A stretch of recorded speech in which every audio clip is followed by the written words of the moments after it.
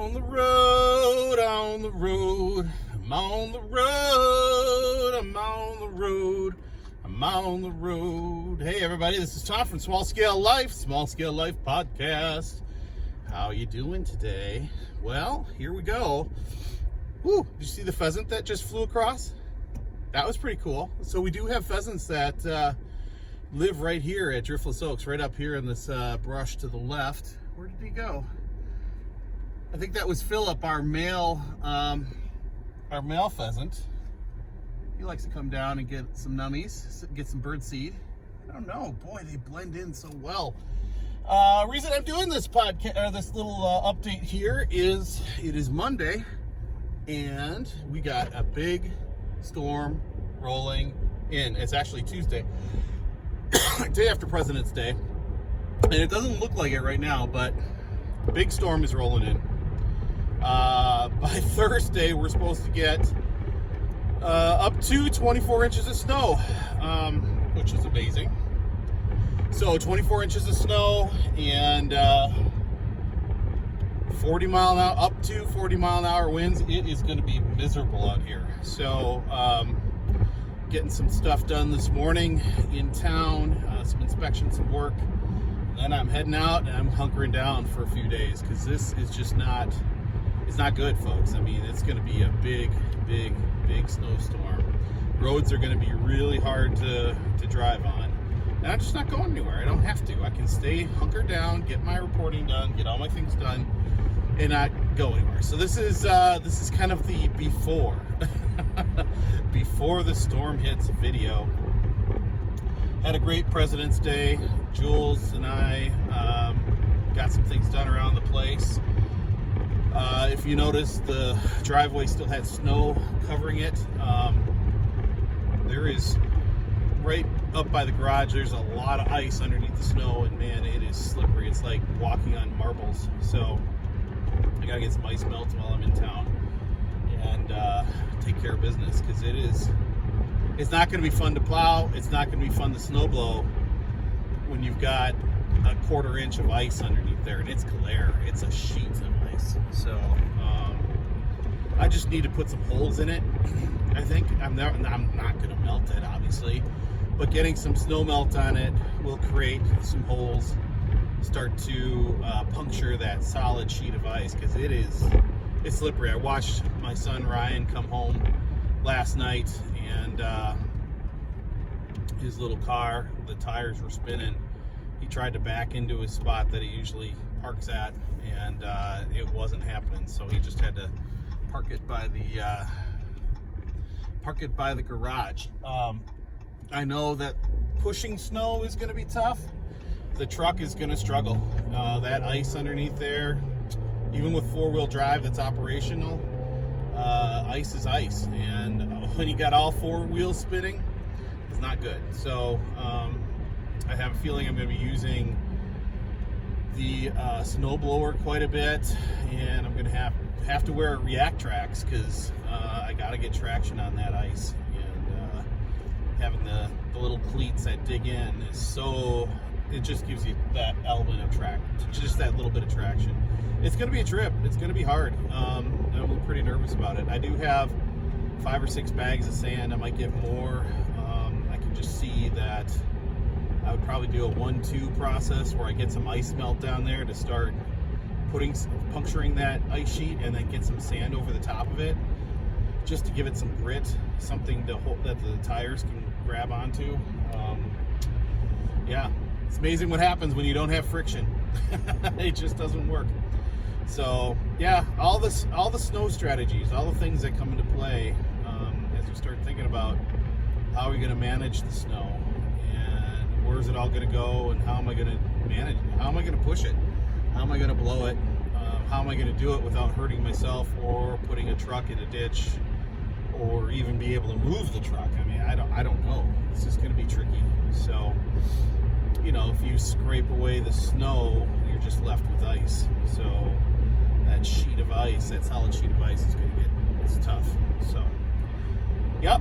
You can see the clouds off to the west. It's not supposed to really hit until I think 2, maybe 3. Hopefully I'll be well ahead of the storm, done with what I need to do, get out of the cities and fly back out here, because I'm not leaving once I'm done. I'm not going anywhere. I'm done. I am just hunkering down. So yeah, we're coming into the Rush River Valley.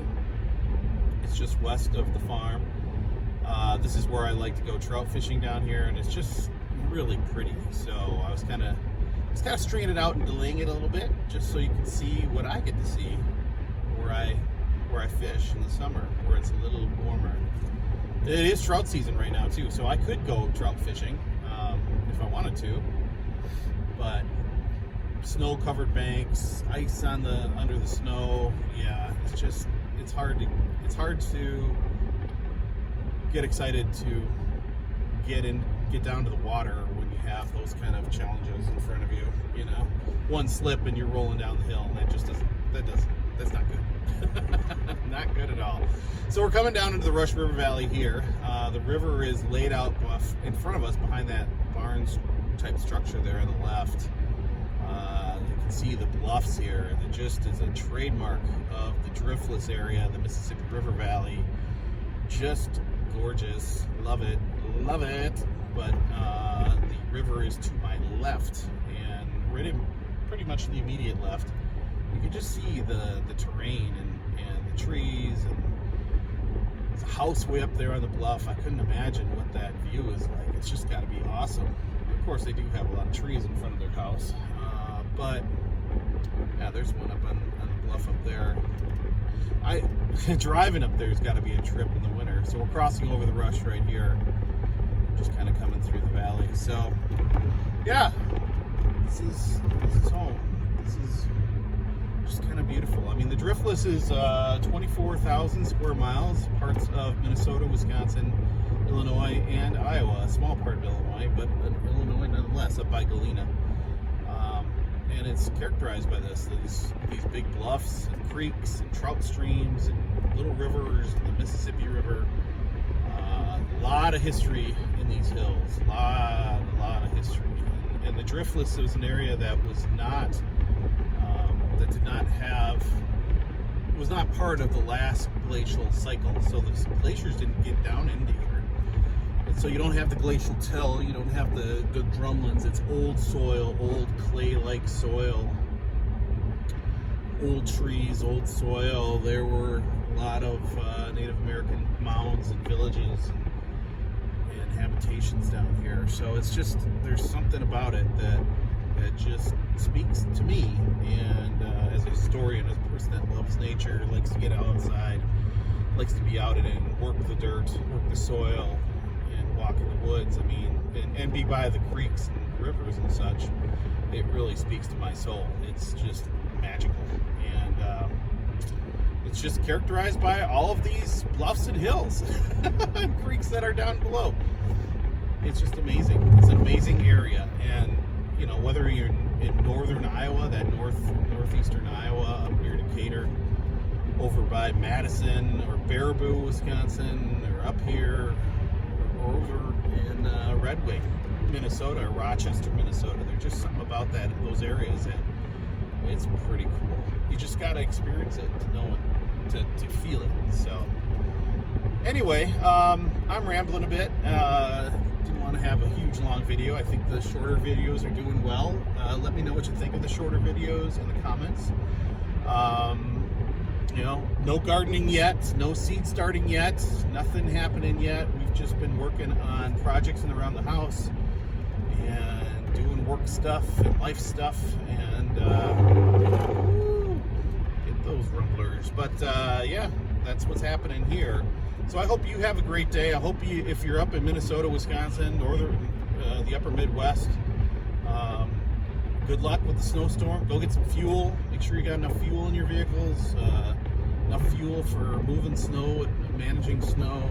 Go get some food. Make sure you have enough food to last a few days. Because I'm telling you, 40-mile-an-hour winds with snow, it's going to be whiteout up on the bluff. It's going to be whiteout by the farm. We're not going anywhere. And that's just the way it is. So get some food, get some fuel, stay warm. Let's go.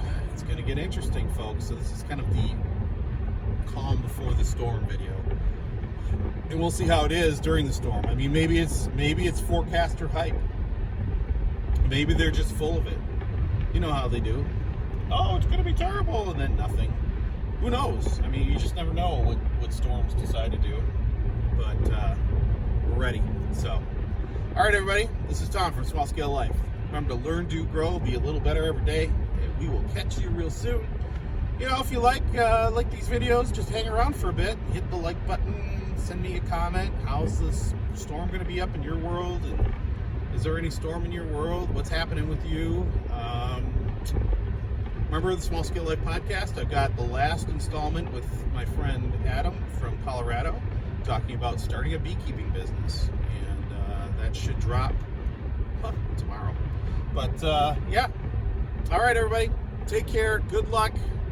Get ready to hunker down, because that's what we're doing. Learn, do, grow. Be a little better every day. We'll see you real soon. Take care, everybody.